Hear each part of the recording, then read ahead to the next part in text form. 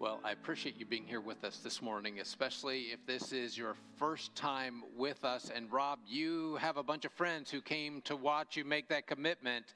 Yeah, and so I just want to say, so my name is Mike. I'm the lead pastor here at MCC, and we're in this series called Ick, and I'm real curious what you think of when you hear that word ick. You know, sometimes it's like spiders or something, like that, or maybe it's something, gooey or slimy that you think of. For me, when I was younger, prior to first grade, it was girls that were icky. But we're talking about things that make us uncomfortable to talk about. And so a few weeks ago, we talked about politics. And if you missed that, I want to encourage you to go back and check that out before we get too far into this fall.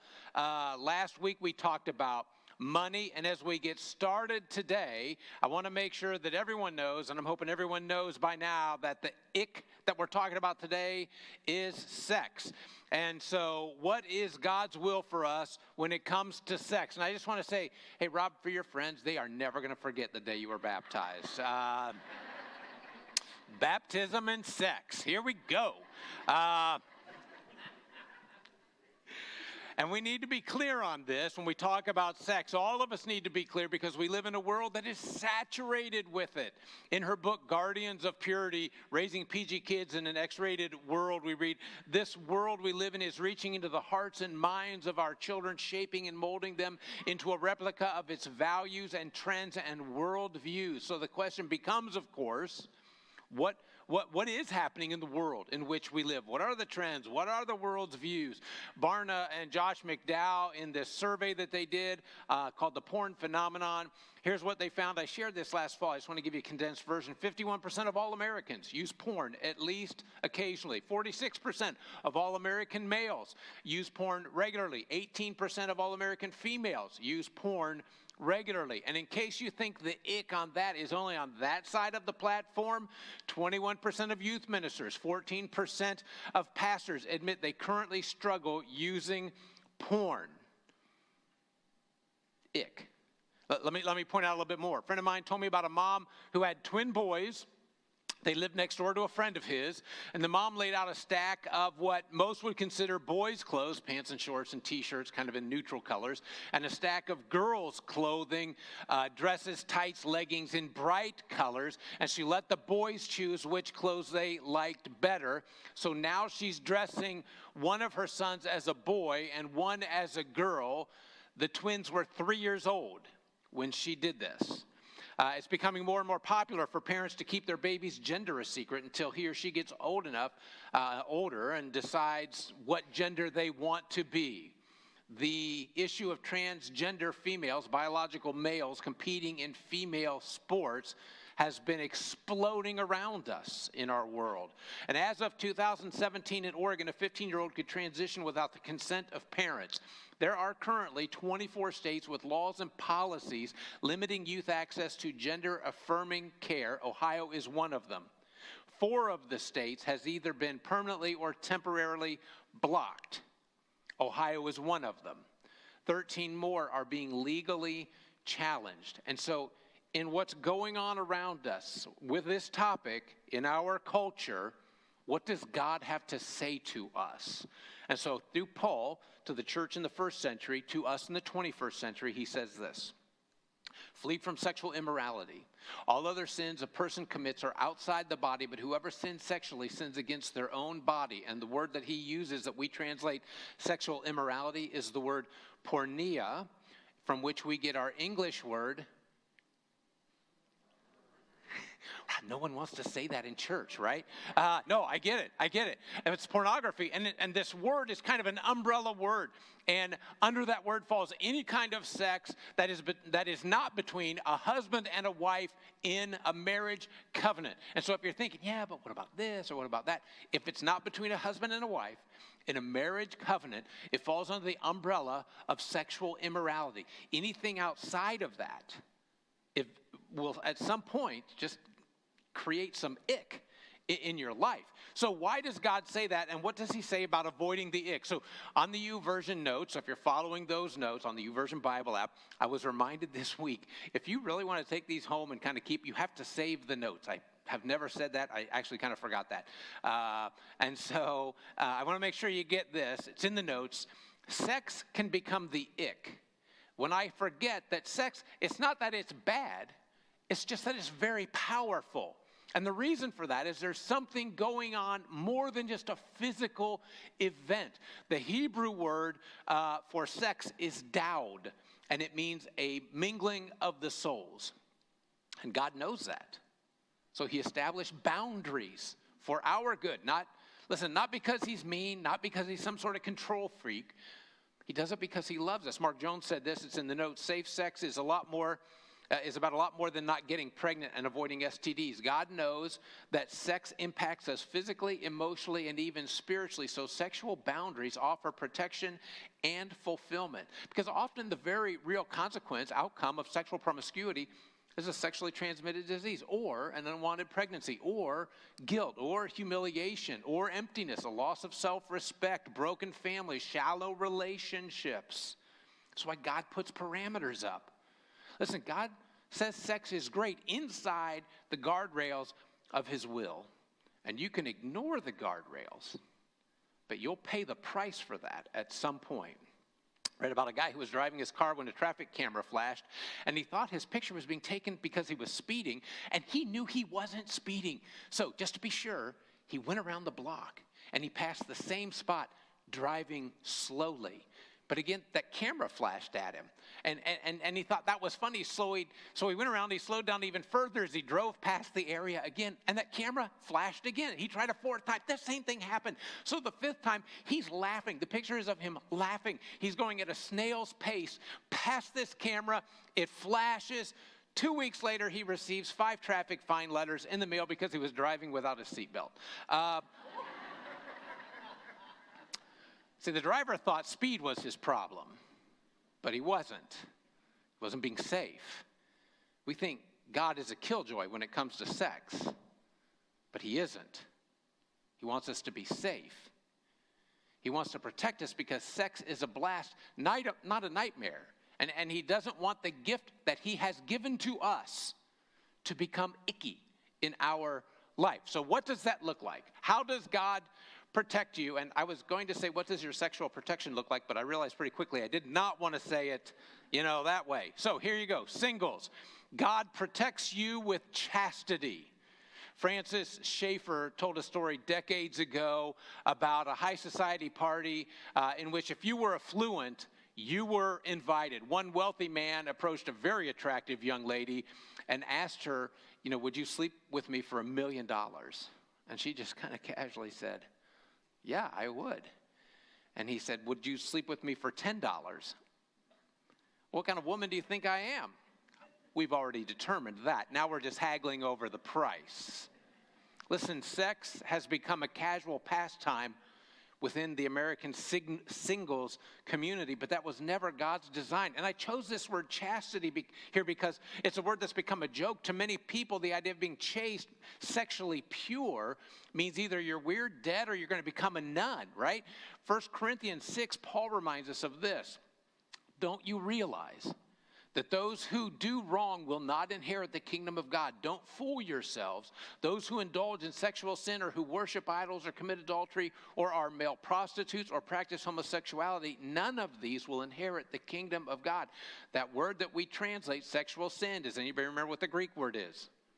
Porneia. Again, it's this general term, right? It's the kitchen junk drawer. It's the catch-all term that refers to people who have sex with each other, but they're not married to each other. Sexual activity outside of marriage is a sin. And the sad reality of our society today is that values continue to decline. And it becomes harder and harder for singles to remain sexually pure. The question following a first date used to be, did you kiss them goodnight? The question today after a first date is, did you kiss them good morning? We're constantly bombarded with the message that sex is the logical conclusion to a date, and that intimacy makes sense once you've gotten to know each other. But chastity, while it is difficult to maintain, is God's standard.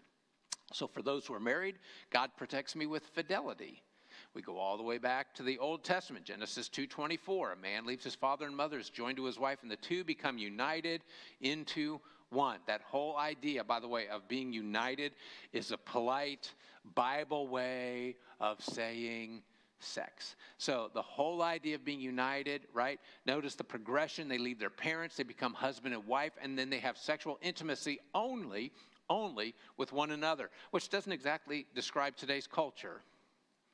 But that's how God set it up. Back in the beginning, when he created us, sex was the glue that was to hold a husband and wife together, and those boundaries are for our protection and our fulfillment. So for everyone, God protects us with purity. I love what Chuck Swindoll said. If you play in the mud with white gloves on, the gloves will always get muddy, but the mud will never get glovey. And I said this earlier. We live in a sex-saturated society. I can't speak for women this morning, although the statistics on pornography a bit ago seem to, but I won't. But I would venture to say that every man in the room has, at one time or another, struggled with lust to some degree. Bob Russell, I love what he used to say. He said that 98% of men struggle with lust, the other 2% struggle with lying. In the New Testament, Jesus said that purity is not just a matter of behavior. He would say, you've heard that it said, don't commit adultery, but I tell you, anyone who looks lustfully at a woman has already committed adultery with her in his heart, because sin begins in our mind. Psalm 119 says, how can a young man stay on the path of purity? By living according to your word. And in his word, God has set standards for us, some principles to guide us in this area of our sexuality. I want to make this perfectly clear. I want to reiterate these so there's no confusion, no wondering for anybody what God's standard is for you. And it's all over the Bible from the beginning to the end, right? From Old Testament to New Testament, from Genesis to Revelation, and it gets summed up in one verse in Hebrews 13. Marriage should be honored by all, the marriage bed kept pure, for God will judge the adulterer and all the sexually immoral. So here they are, God's standard for you today, right where you sit, right now. So are you ready? Just want to make sure. To those who are married, if you're married, would you raise your hand? Everyone who's married, raise your hand. God's answer about sex for you is yes. Inside your marriage only, but yes, all right? To those who have never been married, can you raise your hand? If you've never been married, raise your hand. God's answer to you about sex is no. Not right now, not yet. No sex before marriage. To those who are or have been married, so if you're married now, or you were married before, but you're not married now, no sex outside of marriage. Does everybody know where God stands on things in your life? Okay. Inside marriage, sex is good, or at least allowable. Before or outside marriage, Whoa, no touching. No touching. all right, so I just want to make sure. God's standard is very clear. It has never changed. Sex is only for a husband and wife committed to each other in a marriage relationship. But I thought God wants me to be happy. God does want you to be happy. And that's why he made boundaries for his kids. Can you imagine if, as a parent, I let my 2 or 3 or 4-year-old child do anything they wanted to when they were growing up? Anything they wanted to. Let them go to bed whenever they wanted to, eat whatever they wanted to, play in the middle of the freeway if that's what they wanted to do. Do whatever you want to do. That kind of parent should be put in jail for child abuse. Parents know more than kids. And when parents love their children, they set boundaries. They set limits, not to punish children, but to protect them, because the children aren't as smart as the parents. Whoa, whoa, whoa. Are you saying I'm stupid? Not in front of everyone. Come see me personally. No, but I am saying that if you think you're as wise as God, you may be overestimating your intelligence. Is it possible that the one who created you knows you better even than you know yourself?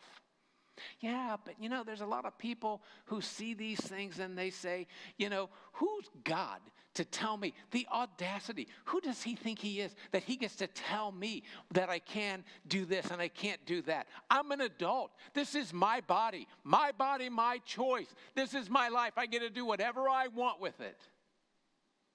And you're right. You do. God will let you do that. He's just saying you're going to get hurt if you do. And so will others around you. Because sex is a gift from God. It's not bad. It's not dirty. It's not ugly. It's holy is what it is. It's God's gift. But any gift has to be used correctly. Anything that is good, that has been given to us by God, and sex is one of those good gifts given to us by God, that is not used according to the way God says it ought to be used, it will burn your house down. Eventually, inevitably, and it will leave scars and shame that you just can't seem to get rid of. So, how do we kick the ick? First, I need to admit I'm vulnerable. I need to recognize my need for God's guidelines. Last week, I shared from Proverbs 4. I want to share it again. Above all else, guard your heart, for it is the wellspring of life. The New Century Version says it this way: be careful how you think. Your life is shaped by your thoughts. Now, if you're thinking to yourself, right, I would never do any of these things that Mike is talking about this morning. 1 Corinthians 10, the Bible would disagree. Be careful if you're thinking, I would never behave like that. Let this be a warning to you, for you too may fall into sin, given the right situation. You, me, anybody is capable of anything, given the right circumstances. You have to set standards. You have to put guidelines in your life to keep you doing what is right. Second, I need to choose my friends wisely. Studies have shown over and over again that when affairs occur, they happen typically within 3 groups of people. They happen with coworkers, they happen with family members, they happen with friends. 1 Corinthians 15 reminds us that bad companions ruin good character. If you hang out with people who do not share God's values for your life, listen, over time, their values and standards will begin to undermine yours. They'll lessen yours, and you'll find yourself finding things acceptable that you wouldn't have if you had not been hanging out with people whose standards were lower. Listen, think about the people you know who love Jesus. Do you really think that people who love him haven't made stupid decisions with their life? Surround yourself with people who will make it less likely that you'll make a bad decision because you're having icky conversations, uncomfortable conversations, but they help keep you on the path that you want to be on. Be careful of the friends you choose. Next, we need to make sure we protect our children. The education debate rages on. Many preschool, early elementary kids are being presented with so much information early in their life. It just fosters this confusion rather than helping them hold this healthy view of their own identity. Corrie ten Boom, I don't know if you know who she is, but when she and her family were sent to a concentration camp in Germany during World War II, they were caught hiding Jews in their home. She'd written a book about that. She said when she was a little girl, she heard the phrase sex sin. She didn't know what that meant. She knew that sex meant that you were a boy or a girl, and she knew that sin was something you weren't supposed to do, but she didn't have any idea what sex sin was. So one day, she's sitting next to her father on the train, and unexpected to him, she just blurts out the question, "Father, what is sex sin?" And the way she describes his response, she said, "He turned to me and looked at me, as he always did when he's getting ready to answer a question that I've asked, but to my surprise, he didn't say anything. And at last he stood up and he lifted his traveling case from the rack that was above their heads and put it down on the floor. And he said, 'Corrie, will you carry this off the train for me?' So she hopped up and she stood next to it and she tugged and tried to pull it up, but it was crammed with watches and spare parts that he had purchased that morning. And she said, 'It's too heavy.' And he said, 'Yes, I agree.' And it would be a pretty poor father who would ask his little girl to carry such a load. He said, 'Corrie, it's the same with knowledge. Some knowledge is too heavy for children. When you're older and stronger, you can bear it. But for now, you have to trust me to carry it for you.' And I just want to say, some people are asking children to carry loads that are too heavy for them. Kids should not be forced to see and experience the world through the same lens that we as adults do. Their innocence is worth protecting and fighting for. Parents and grandparents and caregivers need to carry the load for young children until they're ready to carry it for themselves. So let me give you one more. We need to follow the consequences of our choices. If you want a good antidote to stop you in your tracks from the lure of any kind of temptation, take a moment to pause and think, if I do this, what will I be giving up? Because the truth is, nothing destroys, harms, hurts your soul, your spirit, your emotions, your relationships, your future, your past, your memories, like a failure in this area. Because the scars tend to be permanent. The shame just like lingers on and won't go away. The sense of loss to everybody involved is enormous.